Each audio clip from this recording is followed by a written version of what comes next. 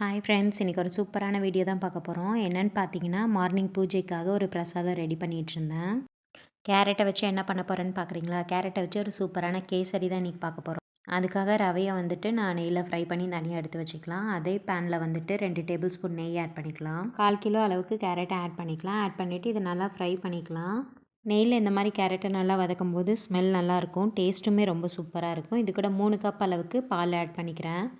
1 table spoon அளவுக்கு ஏலக்காய் powder add பண்ணிக்கிறேன். இது ஒரு 15 நிமிஷம் நல்லா வேகணுங்க. கேரட்டு பால் எல்லாமே நல்லா சுண்டிடணும்.